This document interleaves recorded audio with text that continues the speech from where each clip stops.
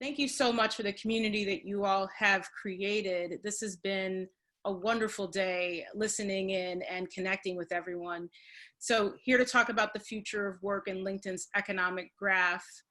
So at LinkedIn, we believe in creating economic opportunity for the world's professionals.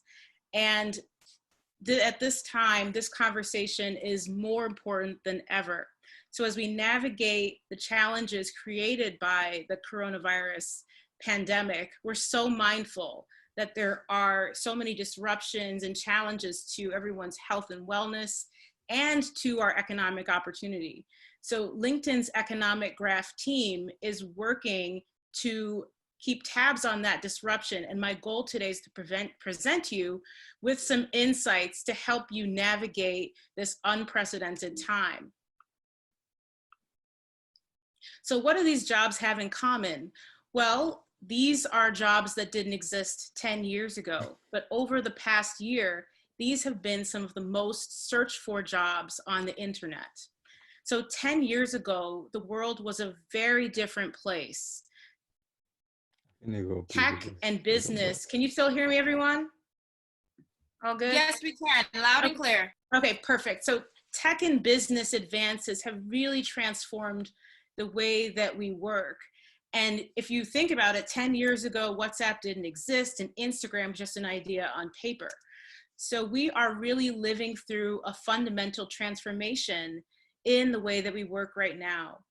And so we are just beginning to understand the impact of the coronavirus pandemic on the world. So we're just beginning to understand that, but it's clear that we're living through a fundamental transformation. What we're starting to see is small business and small business workers being impacted. And as we look at the longer term, what we're looking at is what could be a really transformational structural change in the way that we work, learn, and also connect with each other. So these disruptions threaten to disrupt our economy, but most importantly, they threaten to disrupt you and I, all of us, our workers. And we already were facing pressure from rapid development in the space of AI, genomics, biotechnology, robotics. We've heard about these things in the conversation today. So now is not the time to sit back and wait for those events to unfold. To be prepared for the future, it's important that we actually understand it. So at LinkedIn, when we want to understand what the future holds, we start by looking at the present, looking at the data that we can get from our platform. So LinkedIn's economic graph is a digital map of the global economy across 6 dimensions. So we look at members, companies, open jobs, skills, schools, and updates.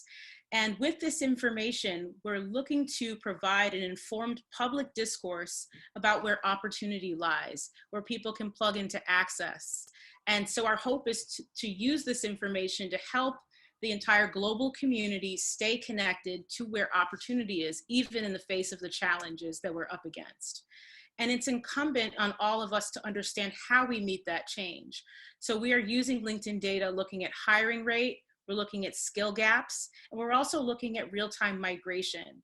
And with this information, we're working with organizations right now, like the World Bank and the World Economic Forum, and they're using these insights because this allows them to see trends in ways that they weren't able to see before.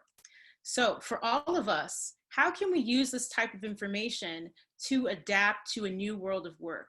Well, I think we can use this information to, first of all, take on the challenge that is right ahead of us with the coronavirus pandemic.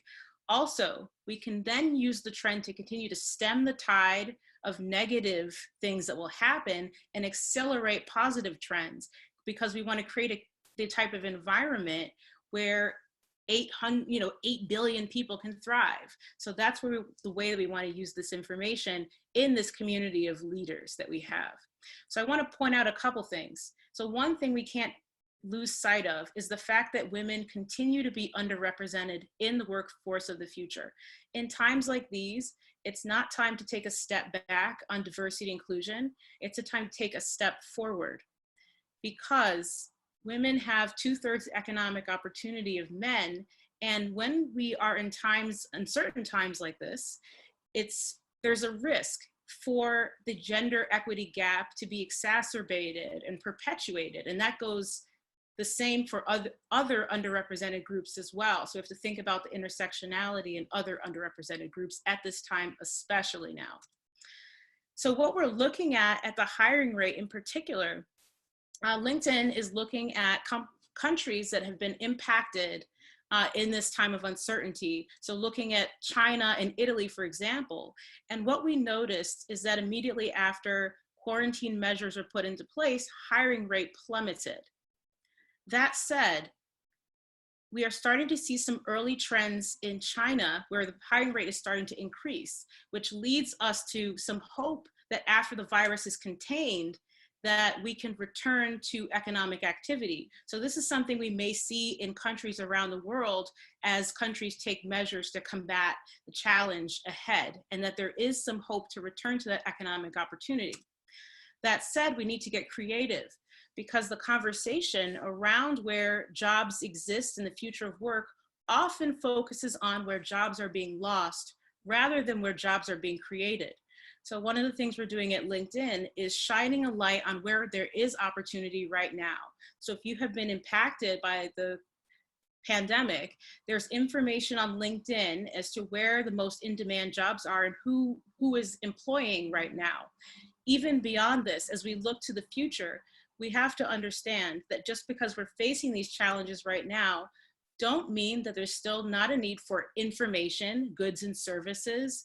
We just need to figure out how to pivot to take advantage of those opportunities, doing things like reskilling workers, doing job sharing, and taking care of the communities that need support. So we're clear that there are industries that are going to be completely impacted. So we have to be thoughtful and creative about how we support those people and move forward in the future of work, looking at where the opportunity lies.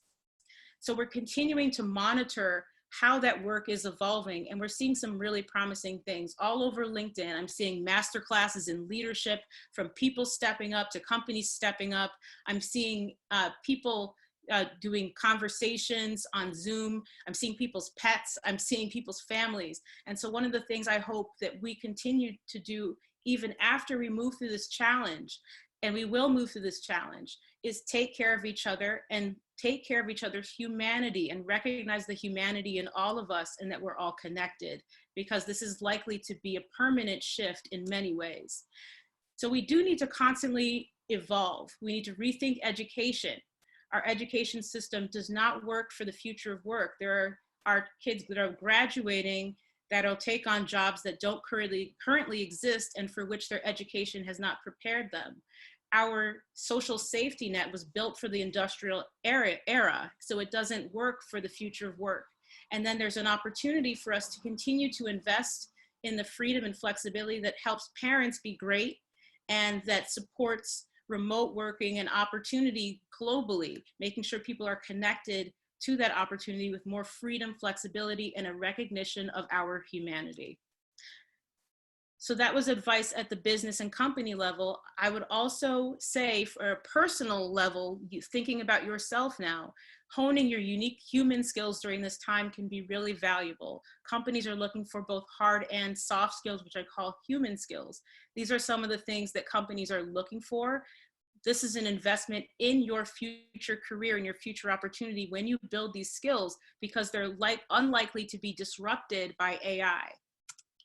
And then we need to get ready for lifelong learning. So we can't go to college and then say, all done. We have to continuously learn. So with tools like LinkedIn Learning and other educational opportunities, there's an opportunity for us to continue to refresh our skills.